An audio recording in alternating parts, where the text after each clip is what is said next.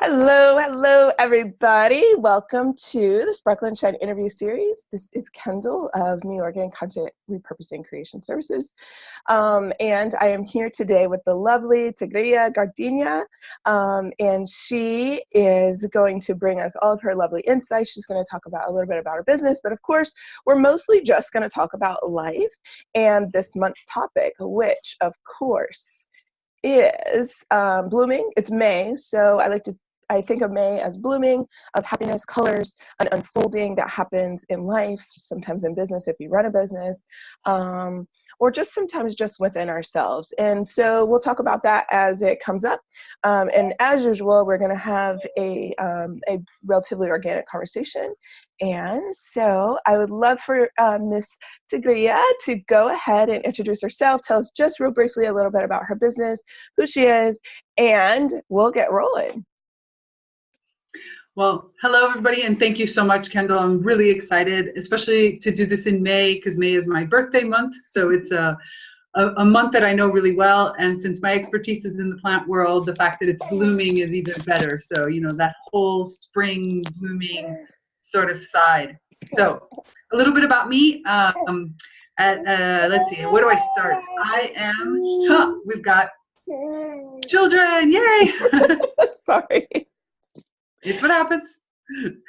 So I am a communications and biophilic design consultant and a business development consultant. I basically use nature-inspired techniques, looking into things like how do we create a new model of business, a new model of the constructed world using and working with, co-creating with, you could say, nature. So my expertise is in plant intelligence and plant cognition. And you could think of me as the nature lover. Like, I absolutely adore everything connected to nature and how we can work better with nature to create sustainable health and happiness. I happen to live in Damanhur, which is one of the largest spiritual communities, eco-communities in the world, which is located in northern Italy. So I also have this magical background, and that's another piece that I weave into the work that I do with business development. So I have kind of this strange background because I worked in high tech for many years, and I've done a lot of different things, and those are all kind of what I bring together using that sort of ecosystem vision of nature. Oh my goodness, I totally forgot about that. So one of the things about living in a nature community is the fact that we have specific rituals and prayers and stuff like that that we have to do. And today is Tuesday, and I completely spazzed on saying, so what I'm going to do is just go outside. It's super easy. Luckily, that's the easy part, is that I can just sit here because it's a beautiful day and do this from right outside. All right, so we can continue. And now we have beautiful trees in the back. We do, actually. Look, this is my gorgeous home. Wow, look at that. So I'm going to sit out here. Wonderful. And then and have this beautiful, actually, it'll be really inspiring. I'll be inspired to. So, okay. Sono fuori. I just had to tell them that I'm outside. All right. So here I am. Well, awesome. Listen, okay, first of all, everybody, I have to tell you, I think Tigrilla is like super cool.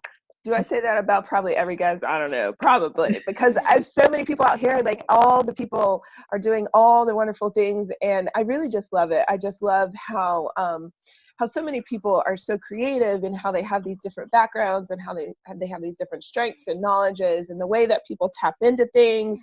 And as Tigrilla says, like co-create, like everybody really truly does do that all the time. Mm-hmm. And I love meeting people and being surrounded by people when possible who know what that co-creation is. Like, they're aware of the fact that that's what all of us are doing every single day, every moment of every single day. And I tell you, Tigrilla is like, her spiritual piece, like that's part of what drew me to her. I'm like, this lady is super neat. I got to find out who she is and what she's about. And so that's what we did, you know? And so I see her around on the interwebs. I wish, there's a part of me that wishes I could like keep closer, not watch, but like connection with some of these super cool people. but of course the internet, like, it lets you do that, but like it's also really like vast. So Exactly. but I tell you, every time I get to connect with Tigrilla or see what she's up to in the world, and how she's making things better and more fantastic, it just really, it always just it right here, this is what happens. So Thank you. yes, yes, so that's wonderful. And so I would like for you to share a little bit, and I think we may have had a conversation about this previously, but I'd love for you to share um, how or what specifically about this month's theme really drew you in and really said to you, hey, I think this is the right month for me to share and connect with Kendall about business and life, and like just all the things that I'm creating or that I get to be a part of. What about this theme specifically? Like, give us some little more details. Well, I'm the one of the beautiful things about moving to this community, and over the last, especially almost 10 years now that I have been living in community, is that sense of really getting into seasonality and really understanding the way that our bodies work. That, I mean, we did have a conversation about, also, I remember this, that we started to talk about like natural cycles, the fact that we as human beings are so programmed by, I'm going to use the word traditions to a certain extent, but when I mean traditions, I mean everything from what time we eat to, how we go about our day. I mean, so much of it is connected to a common rhythm, which is important from a society perspective. But what's happened because of that is that we've lost our own personal rhythm. And as I work more with nature, as I enter into especially the plant mind and the plant cognition, that whole side of the seasonality and how important it is for us to, you can choose to use a different rhythm because of course it's better for, your household, your job, but we need to first know our rhythm in order to be able to move into a different rhythm. Mhm. As you said earlier when we were first setting up for the conversation, you were like, you were talking about your children and you were like, there's always children that need to eat. And when they're little, we sort of give them that freedom. And then when they start getting a little bit bigger, we start to impose all these rules. Mhm. And so that seasonal rhythm that we have relating to our food is no longer seasonal for many people, our way of being. So for me, May being a blooming period is like, okay, we finished the whole winter season. We finished that introspective. And nowadays, I really do take that as introspective. I spend more time at home. I spend more time thinking. I spend more time planning for certain things. I really use that whole period of winter. And then spring comes, and all of a sudden you've got, March, April, May. Now we're at the end of that springtime that allows us to really see the fruits of what we've given up, what we've given in, what we've planted, what we've been working on. And so for me, May, like I said, in addition to being my birth month, for me it's really about that seeing the fruits, where at the end we're starting to enter into the summer with its full glory, and to really think about what I've planted and where it's coming from, and also course correct. The summer is going to allow us to really enjoy that. Now everything is coming up, and I love that idea of seeing what's coming up, seeing what I should give more energy to in order for that to continue to grow, seeing how that's going to take me into the next level of whatever it is that I want to do. And especially from a business perspective, checking the kind of the results of the things that I've planted, and how do I take that into its full sustainable glory. Mhm.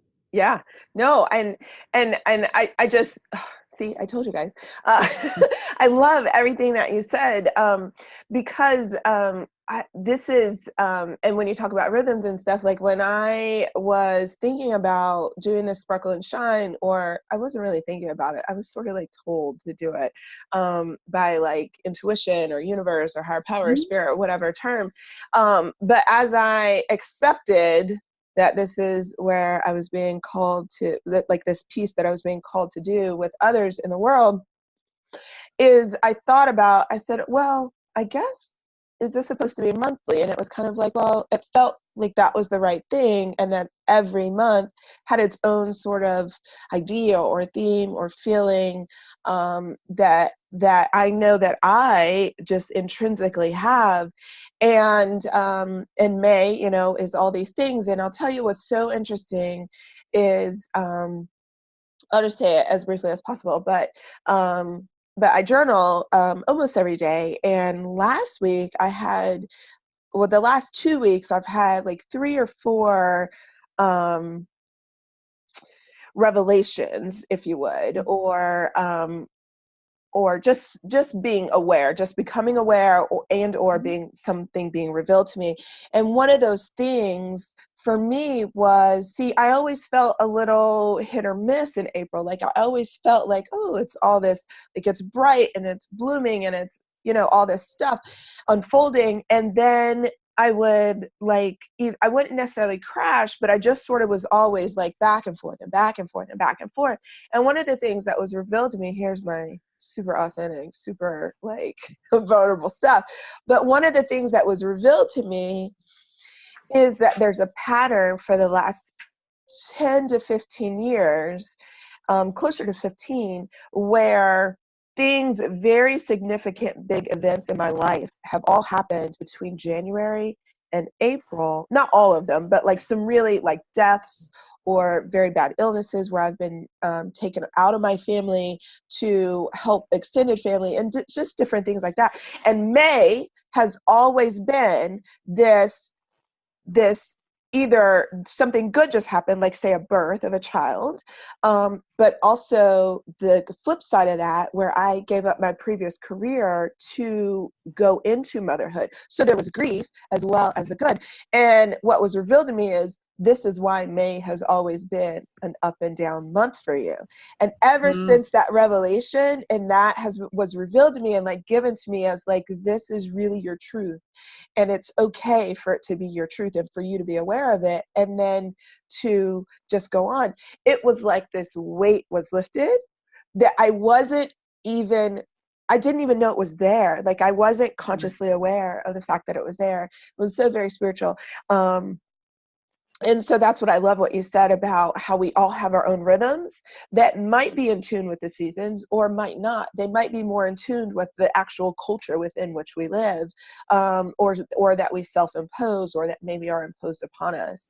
But when we are thinking and we're present, at least in my opinion, in co-creating, as you said, or, living well is a term that I like to use. When we are doing that for ourselves or for other people, those links are so much more easily seen. right. And I don't know about you, Tigrilla. I'd venture to say this is true, but I always feel so much lighter and happier and joyous and even accepting of things that are a struggle. Mhm. Because I'm recognizing and I'm living in that, I'm living well, or I'm aware of the fact that I'm co-creating. And so Right. how does that, I'd love to hear any responses or reactions, but I also would like to know, how does that um, work in your business with the plant communication and kind of sharing that? Yeah, pretty much in the world, that the way that I work is exactly about that. It's about feeling and listening to many different sources, whether it be your own personal intuition and nature, because in reality we're one and the same, right? So however you approach it is kind of the exact same thing. The important part is recognizing the nature within and the nature without, and this kind of duality yet unity that kind of flows back and forth. And so when building a business, all of these same principles that we're talking about, the cyclical nature, the seasonality, these pieces are crucial. They're crucial for us to realize that we don't build in linear forms. Nature builds in fractals. Nature builds in tiny little pieces that have similar characteristics or the same characteristics, and then it grows and it feeds upon that. And so, finding our wins and moving things in and understanding how certain seasons, certain periods of the year are going to be better for growth versus other pieces. So there's a lot of different elements that we can, and also to really understand how to create business that is nurturing to ourselves. Like, nature doesn't waste anything. Nature uses every single output as an input into either its own ecosystem or into another ecosystem, moving things from one to the other. And those are these cooperative partnerships with ourselves, because in reality we are a besides being just multi-dimensional, but we're also just multi-talented beings that have many different pieces. And so looking at how your business can be what we consider circular in nature, both within itself as well as within a community, is what is going to help us really move into a new model of business that is sustainable in the sense of both for health and happiness. So it's not just sustainable in the sense of economically sustainable, which is important. And all of this is also the same, because when you have a no waste system, you're moving toward a new circular nature that changes the definitions we have historically been given to economic sustainability. That doesn't mean going into lack. That doesn't mean not living a life of luxury or a life of, whatever. It's about changing the way that you experience richness. And so therefore you create a new type of richness that's healthy and happy for you. And these types of pieces really are, on the one hand, completely external. On the other hand, there's a lot of research about just our contact with the plant world, our contact with nature, how it inspires and it makes us feel better. But it also inspires creativity and awe and all these other elements that are part of what helps us see the richness of our lives. Because I think basically what I've come to the conclusion of and understanding now between, my work as a business consultant, my spiritual background, and my work as a teacher in various things like Kabbalah and sacred geometry, and specifically working in communications and biophilic design and everything, is the fact that health and happiness is actually right in front of us. We just fail to see it. The same as we fail to see the plant world, the way that we fail to see nature. We tend to think. There was a wonderful study that was done over the last few years it was led by a man named Stephen Kellert, who's kind of one of the founders of the whole world terminology for biophilia, for this innate connection we have to nature. And he studied Americans in particular. It's one of the biggest studies ever done connected to nature and Americans, and found that between childhood and adulthood, we change the way we see nature. When we're children, nature is close. Nature is that right there is a thing, and that's nature. And therefore kids will see that rock and be like, oh my God, look how cool. And the weed that's growing here, what people would call a weed growing right here out of the pavement or things, that's nature. And you connect and you find the joy in all these tiny little things, and you get excited about a puddle that you can jump into, which is nature, which is water, or the breeze that comes in and you sit there and you feel it. But as an adult, nature is this, way out there. That's nature. And we keep thinking, well, so much work to get there. It's so far out there. So, and that's kind of our happiness. We see happiness as way out there. And we think when a friend calls you, you might be feeling great, but you automatically go to the negative thing. Like the one bad thing that happened in the day, you focus there. And it's that same disconnect. It's the exact same disconnect. This disconnect that pushes everything farther into the future. We live everything as if my business will be successful when, my life will be happy when, because we feel like we need to keep pushing and we don't see the beautiful things that we have around us.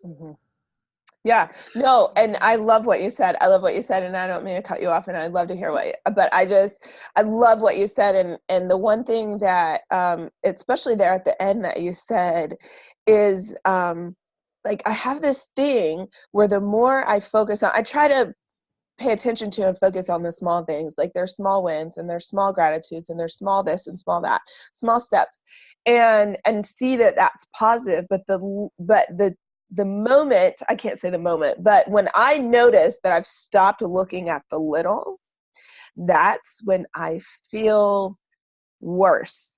Sometimes just emotionally, sometimes physically and emotionally. And I can connect it like, oh, I haven't eaten even a salad in like 2 weeks, or I haven't, like it's like simple stuff. Or wait, I see the tree, but I'm not looking at the tree anymore. Or, because those are the things like, and as you said, that's also, which I love the way you said it, like when we're kids, it's so close and everything is nature. And as we grow up and we go into the world, so to speak, or this mechanized sort of um, world that we're handed in many ways, right?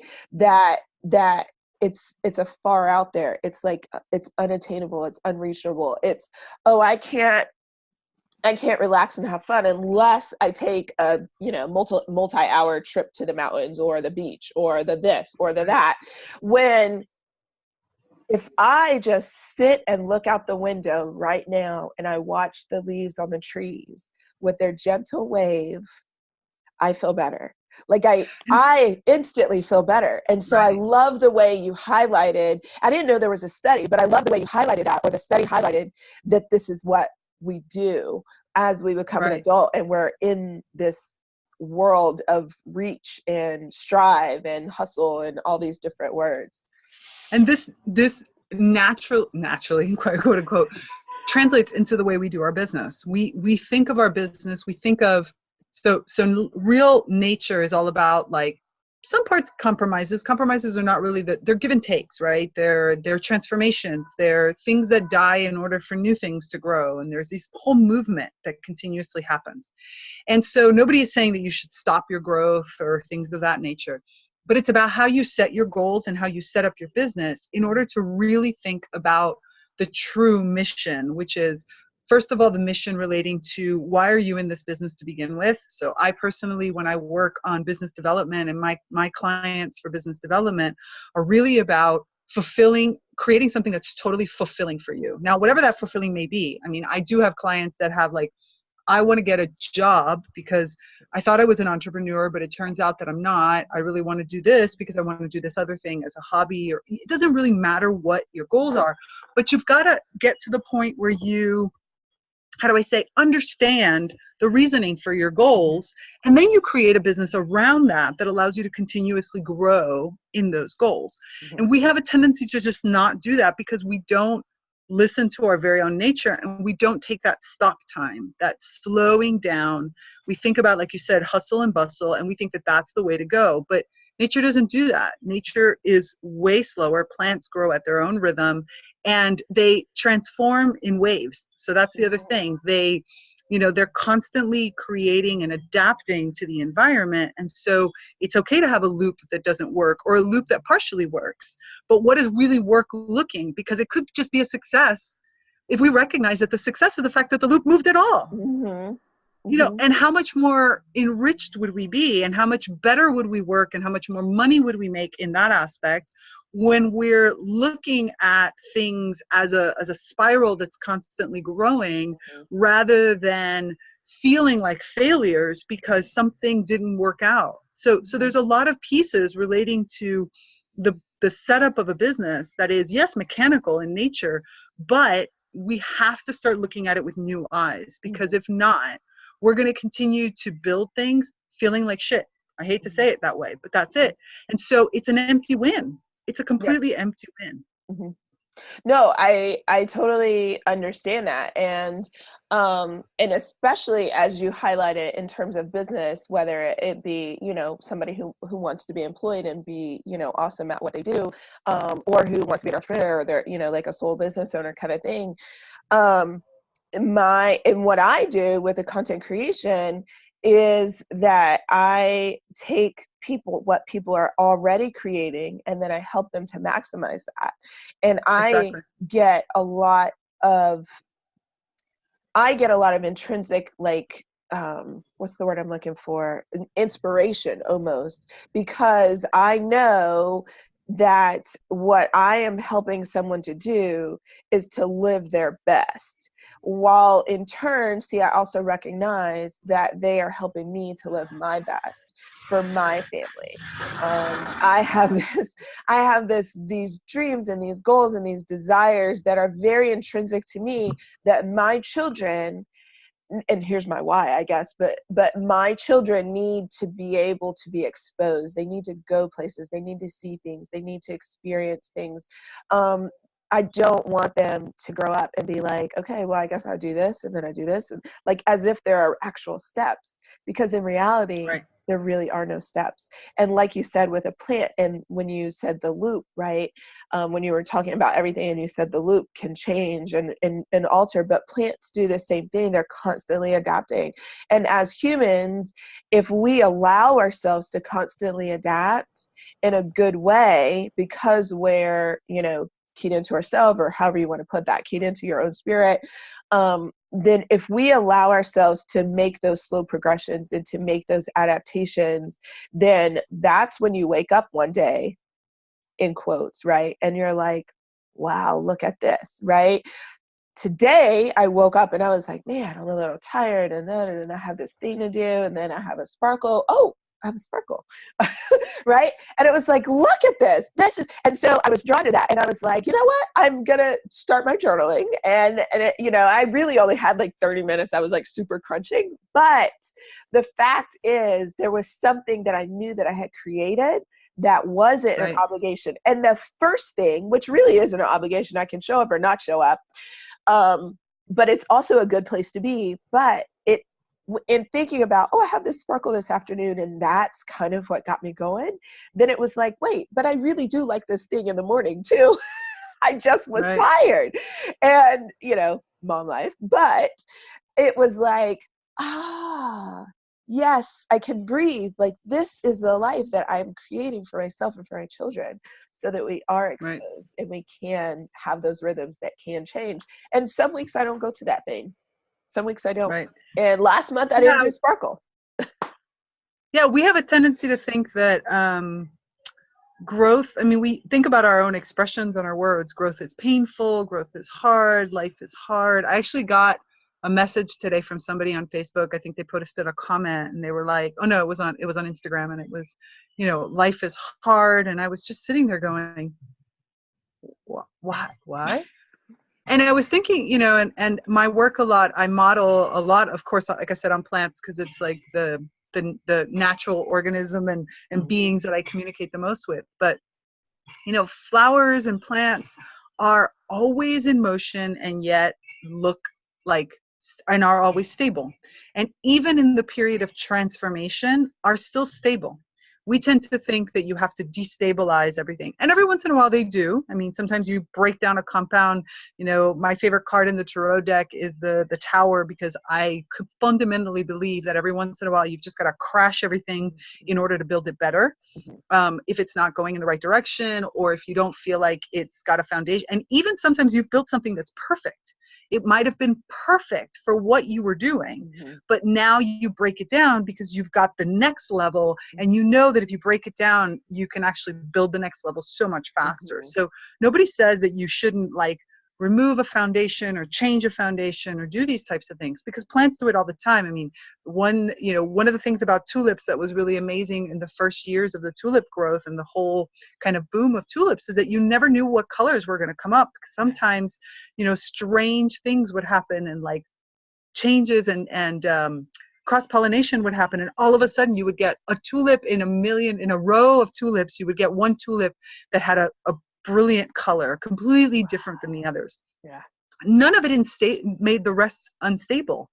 It actually was just a mutation that happens. And we need to start looking at these mutations as positive things that can happen, and that can happen both planned as well as spontaneously, but without destabilizing. We live in lives and we create our businesses totally teeter-tottering on stability, when in reality, because we're afraid that if it's too stable, well, then we're not going to grow. It's not true. We can create a stability and a base upon which to grow from that allows complete transformation in every single direction. And so flexibility with stability and in a sustainable way is totally possible. And I love how you I love that example about the tulips. I'd never heard that before. But that really segues into, I'd really like to hear a little bit more about how it is that the plants communicate with one another in a way that they can all live close together, basically, at all times, without necessarily destroying one another for the most part. And also without, they live in a way that they can themselves create or grow and flourish, but also to allow others around them, other plants around them, to grow and flourish, and different things like that. I'd love to hear, if you could just, I know it's probably really like, you do classes, so I'm aware of this. This could take forever, but if you could kind of condense it just a little bit and tell us, sort of draw some lines that are a little maybe visual or however, between this idea of humans having these cycles that bloom and unfold, and we can co-create, and you live in an eco community, and not that you have to talk about that, and how plants do it in such a natural way that is how we learn from them, i.e. Exactly. the biophilic design and communication. Yeah, I mean, to a certain extent, it's about how do we create transdisciplinary partnerships. And by transdisciplinary is not the same as interdisciplinary. We tend to use that word kind of mistakenly. Interdisciplinary means I have a whole series of disciplines and there I mix them up. Transdisciplinary is instead where I collaborate with people who have different disciplines. And so the creation, and that's kind of the way plants work and the reason why they're able to live so close together. While they do share their nutrients and they do have, and many of them use, of course, there's sunlight, there's, nitrogen, there's phosphorus, there's all kinds of different nutrients that they use, but they use them in different proportions and in different needs and in different combinations in some ways. And so therefore they're able to create this, this environment that allows everybody to thrive. There's another element that is really a difficult element. So I'm going to bring up one element that is probably the hardest one for us as humans to adapt to, that the plant world and that other natural, more in nature you see this. And it's the fact of respectfully losing. And that is something that we are not taught how to really do. And especially it's become worse in the younger generations because more and more parents want everybody to be the winner, instead of seeing that winning happens in so many different ways that you don't have to push for one specific type of winning. Plants have a different cycle and a different view of the world. And so therefore, when you have, for example, 2 bean plants that are growing and they're looking for something to cling on to because they need to cling on, and they're creepers, and so they need to kind of cling on to somebody in order to grow. And if both of them hit the stick, pretty much one right before the other, as soon as the second realizes that the first was there, they'll leave. They'll go looking for another place. And if they don't find one, they'll die off.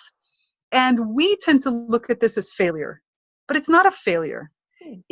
That plant might have already given what it needed to give in that situation. It might have already even produced a seed that it could give to the next generation, which is the equivalent of moving into a new discipline. We need to really find the disciplines that we can shine at in order to create these partnerships with other people, these transdisciplinary partnerships where each person is able to shine in their own way, rather than this competitive sort of masculine-centered way that we've done things for so many centuries that does not allow us to really create these types of partnerships that flourish, where we flourish. So plants are able to do this, to create this sort of environment, because they're able to look at what's happening and say, okay, well, if you're growing over here and this one over here is growing over there, I'm going to grow this way. And it might not seem like the right path, but I bet you anything there's something good for me at the end of it. And that's pretty much the secret. The secret is that we need to feel like we're not in competition for one another, but instead we're like looking at each one of our needs. And if our needs are exactly the same, we have to ask ourselves the hard question, like, okay, what's this environment that I'm in? Is there enough for everybody? Because sometimes there is, there's sunlight for everybody. And so you move one little like piece to the right or to the left, you're going to get better sun than the other way. And so therefore we don't have to look at things as this lacking mentality so that we have to compete, but we have to look at it in an abundant mentality and say, okay, well, how do we take the best of our talents? Mm-hmm. Where do we place them? And how do I fall in love with where I did place them? Because Mm-hmm. that's the other thing about it is I should feel like each one of us can move into a direction that we absolutely love. Yeah. Yeah. No. And but isn't that the beauty of of coming into oneself, is that at least at least for me, that the more I stay in, not stay isn't the right word, but the more I remain um into my own connectedness with my power to be, right? My God, Right. universe, spirit, the more I am in that higher level self, if you would, right? The more I stay connected to that part of me, that woman, that person, that spirit that I truly am, the more I realize that um like what you're talking about, how plants do it, the more I realize that I'm doing that too. Mm-hmm. And I don't know about other people, but I will tell you this. I have not really had plants in my life, in my home, in my space in many years. We'll just say many years. And I tried it many years ago. And maybe I didn't really know what I was doing. I was learning a lot about myself at the time. I was very busy with the profession that I was in and different things like that. And so that plant didn't thrive as well as it could have. Um, but I've always loved that particular plant. And now that it keeps coming up, like I should get another one. But here's the thing. I have wanted, since we've been in this house, at first I just wanted a garden just because like it was practical and we have the space for it. But as I've remained more connected with my own person, if you would, or my higher self, the more like plants are coming in. Like I now have like this like little herb garden. It's in the house, but I have like this little herb and I'm taking like really good care of it. And I've had it for a couple of weeks, but I'm like, I find that it's easier. It's an easy rhythm for me to maintain that Right. versus, I'm not at the point where I can grow from seed yet, maybe because I have littles, I don't know. But also my office space is changing up, and I got this message the other day, if you would, and it said, you need to have at least one plant on one of your shelves in your office once it's done, and that's going to pull your office together. And I'm like, okay, that's not really the best environment. And of course, my spirit or whatever is like, what did I say? Right. And I'm like, okay, all right, okay, I got it. All right, I'll get a plant. I'll find a plant and I'll get it. And I'll wait for you to tell me what plant it is that I need to get. Right. And so what you said way earlier about this creation, right? And that plants can help us be more creative and that and all this kind of stuff, it makes a lot of sense to me because I feel it inside as I watch plants coming into my house.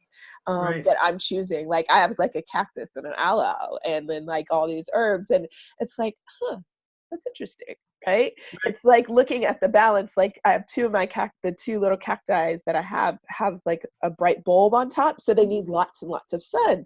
And I put them in a place that doesn't get that much sun until I was like, oh, that means they need more sun. So I'm like, that's sort of like me. Like I need sun and I need this, and and so I love the way you play, if you would, in all these different worlds and how you bring them all together. And I know you did a class, I think it was a class, either you just did it or it's coming up, where you did one on like music and all that stuff, along with the plants. So tell us a little bit about that. I want to talk about that. And then let's, I know we're getting close to our hour, so let's do our Starlight round of questions and then tell people where they can find you. Great. So yeah, I work with a device called the Music of the Plants. It's a device that allows plants to make music. So it's a musical instrument made specifically for the plant world. And so this is one of my loves. It's one of the things that has helped me. So I have a degree in music engineering. I was a music engineer for many years. And so to me, the music, I keep using this one quote that I was told by a woman, and who is she's getting her doctorate in musicology, and I love her because she says, we tend to think that music is a language, but it's actually the reverse. Language is a musicality.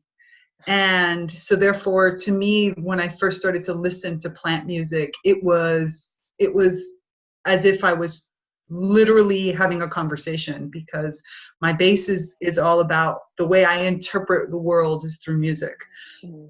Like many of us, because our DNA is tuned to music. Our DNA responds to music. It's able to be reprogrammed through music. There's so many studies around these types of pieces. And so I host a group on Facebook around plant music, around discussing and exploring interspecies projects. And I do research into the effects of plant music on human health. I started most of my work in the business world because business is, of course, one of the things that I adore. I think of business probably different than most people do, because to me, business is yes about making money and yes about survival and all those types of things. But to me, business is what allows us to give to somebody else something that really can transform their lives. Mhm. And to me, business is not about, it's not only about making money. Although, like I said, I definitely am not a person who does not believe in making money at all.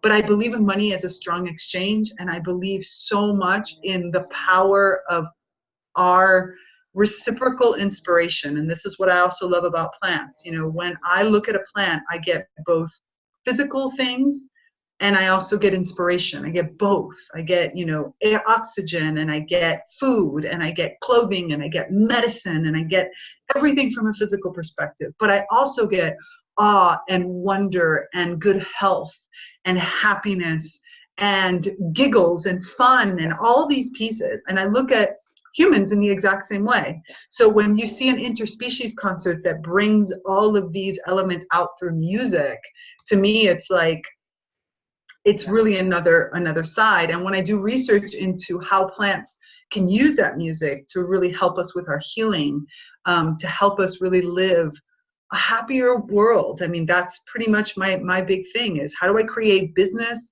and how do I create environments? So that's why I do biophilic design, and I work with a lot of architects, and I work with urban planners, and I work with people that are creating the built environment, the same as I work with somebody who's creating a new business, because to me, it's all the same thing. It's how do I create it in a way that is closer to our true nature, which is, again, the nature I have within connected to the nature that is without.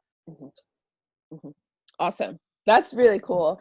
And I would suggest people go check out Tigrilla's group. She'll give us the links in a minute. Yep. But let's do our Starlight Runner questions. I always have Yeah. a lot of fun with these. I think they're pretty simple questions. And they're sort of a surprise, but I also think they're very insightful questions. And I think they really inform us. They really can inform us, sometimes just ourselves, but definitely others. So the questions are, okay, we'll start with this question. Tell me what your biggest life or business challenge is right now, and how you would like to see that change, and how we can help you. So my biggest challenge right now, I would say, is the fact that I'm moving from a model of mainly consulting, which is what I have done for primarily, to a model of patronage. So I've, because I do so much research, because I weave science and engineering and spirituality together, there is a need and there's a desire from many of the people that follow me to really get that information distilled in a simple way, to really bring these pieces together and to share them in a way that provokes a new model of doing business, a new model of working in the built environment. And so therefore, I have decided to focus on using Patreon to get patrons, and really moving into that model of, which is a whole different model. We're used to selling a thing, while patronage is really about supporting the artists, which in their exploration and their research. And I really want to give people the ability to be on that cutting edge, and really give the ability to use and harness all this information. So rather than just selling courses or selling books or selling this or selling that, which is all positive, but I want them to be a part of the process. And so therefore, patronage is one of my big new challenges, because it's a new model of doing things. It's a new model of doing business itself.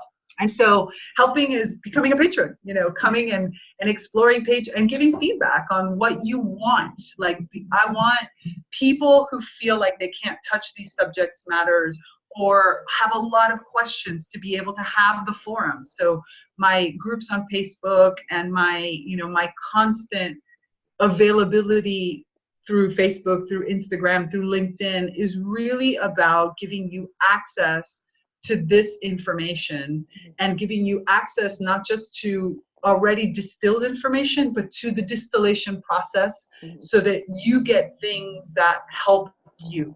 Mm-hmm.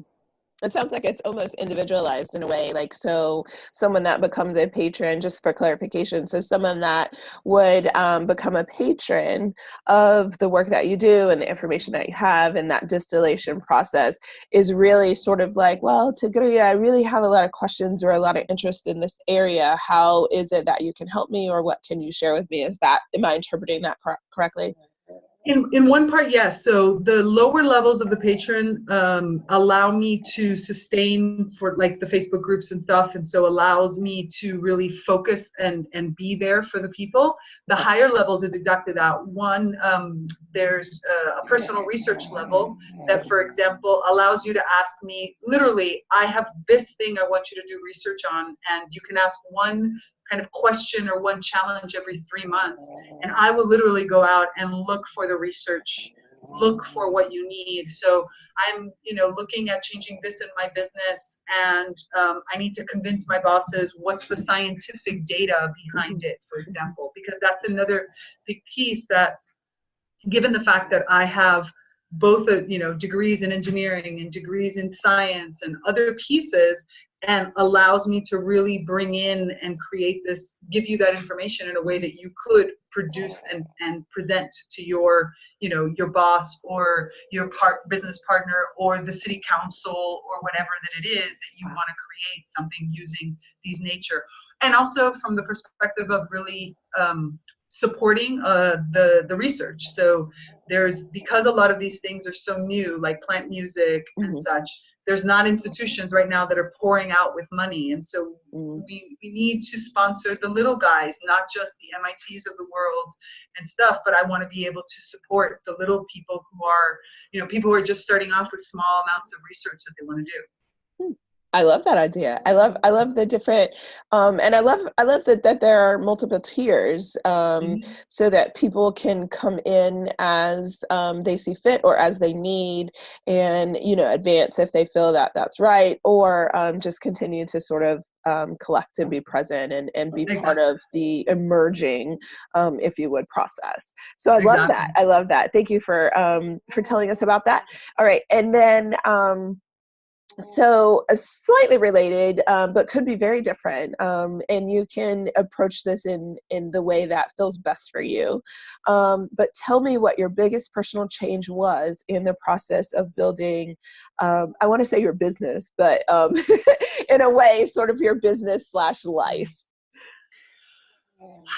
There's so many of them. I mean, to me, I would say that my biggest transformation was, similar to many people. And this is something I think most of us can kind of relate to in the journey of, especially as women, coming from, again, an engineering background. I was one of only 2 women in my graduating class. And then I worked in high tech and male dominated and such.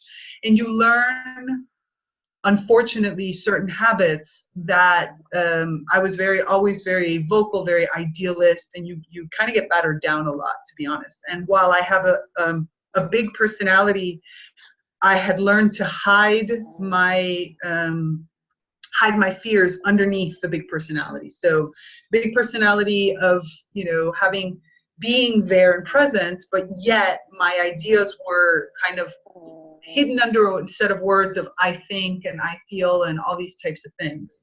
So I think one of the biggest transformations that came to me thanks to the plants was really about, every single plant that comes up has some beauty to shine, some characteristics that they have that they've honed in on and are what attracts the pollinators. They're what attracts whatever it is, whether it's juicy fruit or a colorful flower or a beautiful long stem or, you know, really thick roots. I mean, something that really gives that plant that individuality and allows them to say, this is me.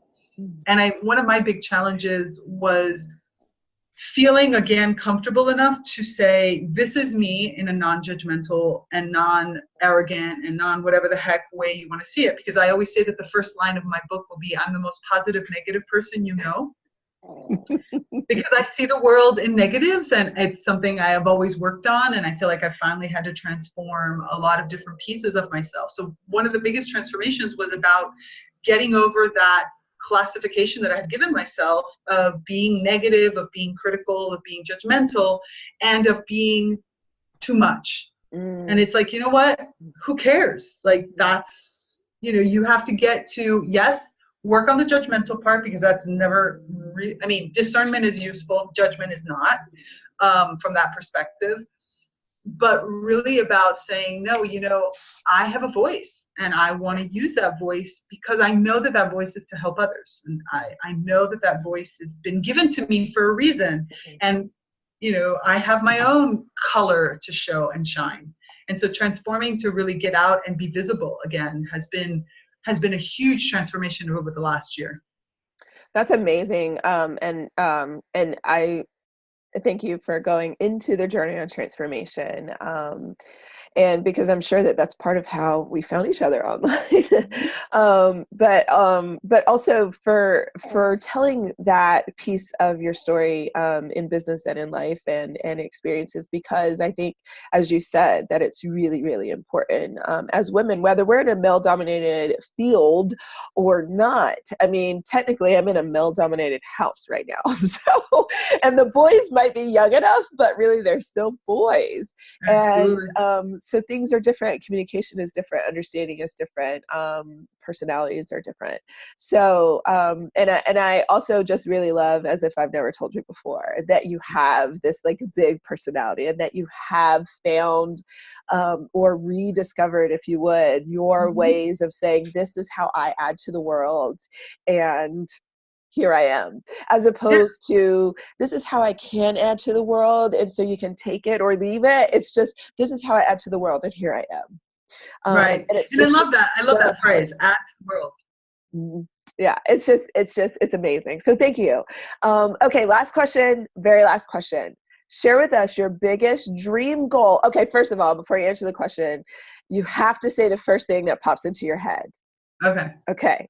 No, what's the word? No, trying to say something that's more acceptable or whatever.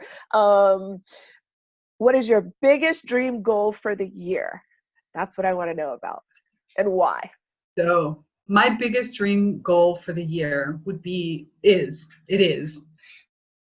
for me right now, what I feel is crucial is to find in my head, in my own mind, let me say it this way, in my own mind and my own being, through this relationship that I have with plants, what does true co-creation look like?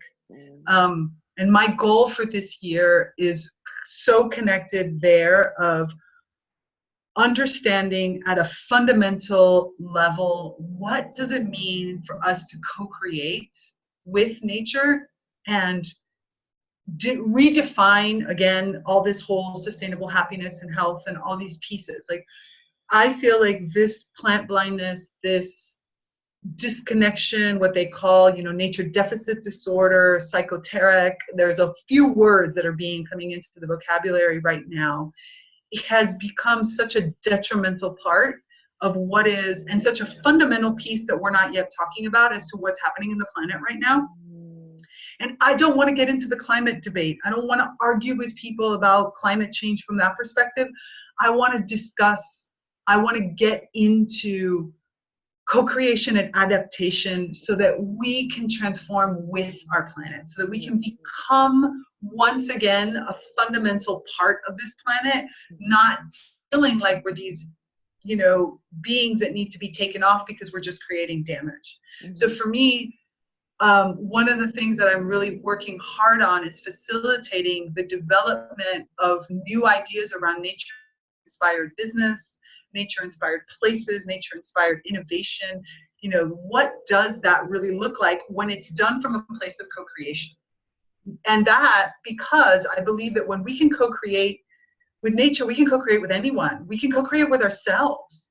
We can co-create with other people. We can co-create with any being that exists out there, whatever it is your creed, because that co-creation is a fundamental part of that feminine model of business that's coming in, that feminine model of being, which is rather than the triangle and the hierarchies and the that are not working. They've gotten us far. We've built so much stuff with them, but they're no longer useful, and now they're detriment. Yeah. And so we can't keep thinking, you know, I read a quote the other day that was like, you know, the biggest, how is it, like what's hurting us the most is the fact that we think somebody else is going to save us. Mm-hmm. And we are completely disconnected from ourselves. We're disempowered. We feel like life is like there's things that are hopeless. We feel like, you know, you keep reading about mass extinction and you think that that's like the end of the world, and you keep looking at it as this whole negative thing. And I'm not saying that the mass extinction is not going to happen. Maybe it will, but I want to then live my freaking life. I want to feel like we're a part, but I want to truly believe that I can transform with it, and so that we're not part of the extinction. Mm-hmm.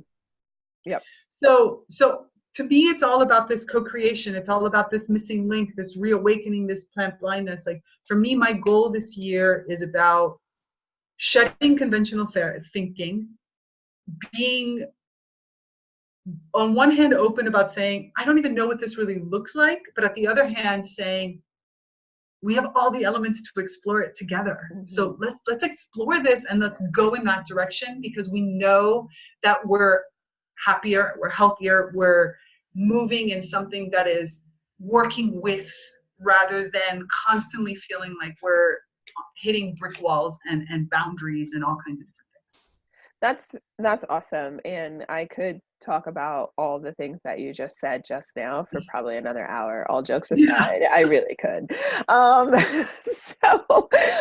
But that is an awesome dream goal. And I know that if not, depending on the way you choose to measure it, if you would, I don't know if it'll be actualized or partially actualized, but I know that you'll enjoy the journey, because I know it's a journey, and I know that it'll be awesome. Well, it's the little wins again. You have to see them in the little wins. I just read today about a new museum exhibit that just opened in New York, and I'm so excited about it because it's the first exhibit that I'm seeing that's using words like, you know, creating with nature and partnerships with nature, and it's like, oh, finally one big one, and Estonia nonetheless. That's finally talking. Even my own professor, who just did an exhibit, who's doing an exhibit here in Milan, who is like big person on plant intelligence, just did one that uses plants, doesn't work with them. And yet I'm so excited, and I'm like, I was just like, yes, for the win. There's one out there. Yeah. There'll be more.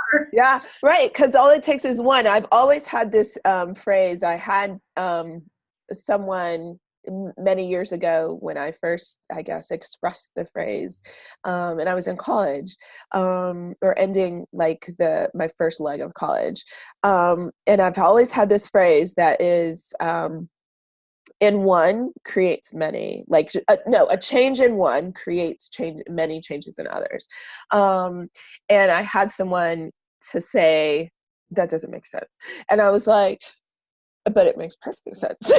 Exactly.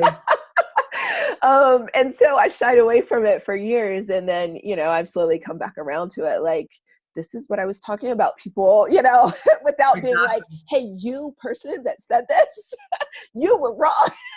Exactly. So, yeah, I believe it. And how cool is that to see some new work in that arena through that exhibit. So that's amazing. Thank you so much for answering those Starlight questions. I loved them. Tell us very quickly before we wrap up and close up and all that stuff, tell people where they can find Tigrilla Gardenia, all of her business workings, all of her classes, all of her groups. Tell people where they can find you, where they can follow you, where they can get more info, where they can contact you, all that good stuff. So number one, you can find me in basically 4 places, but 3 are the ones that are more prolific and you'll get lots of information. One is Facebook. So I have a page. It's just my name, Tigrilla Gardenia. So that's right there, super easy. And that page also will lead to my groups. So the groups are for successful naturepreneurs, so people who want to pursue nature-inspired and nature-based business and to really connect and for us to explore, whether you do biomimicry or you do forest bathing or you're doing, you know, engineering of some sort with nature. The idea of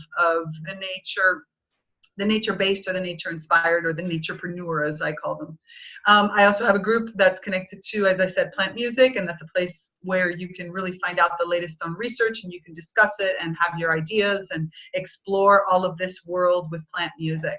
So Facebook really is a big place for me. I tend to be an overshare, so you'll get lots of knowledge and information about the latest studies, about the latest research, about what's happening in the world, how to connect with me if you want to do private consulting because you have a specific dream project that you really want to work on and you want a nature-inspired approach, or whether you want to follow me on Patreon and really support this whole mission so that you can get, you know, the latest research as it's coming out. And then you can find me on Instagram, which I'm just getting back into posting. I have to be honest, Instagram is a harder platform for me because I just would fill it with plant pictures. I'm kind of all about the tree porn. And so I'm trying to be good about like not filling it just with tree porn because that would be me, every plant. Like my phone is just filled with pictures of plants of all kinds of different ways.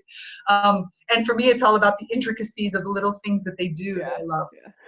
So if you want that aspect, then there's Instagram. And then, of course, there's LinkedIn. So LinkedIn is a great way for you to get in touch with me, to follow up, and to see some of the stuff that I post there. So my website has a lot more in-depth information. So there's where you can see like past interviews and where you can find out where I am and you can get more information about like kind of the details of the work that I do. But basically on the socials, if you find me, those are the 3 best places. All right. So it sounds like Facebook, there are 2 groups. Yep. So go check them out, learn some more, get all the information that she shares because she's an oversharer, which I kind of like. So I'm an oversharer, so it's like natural to me. Exactly.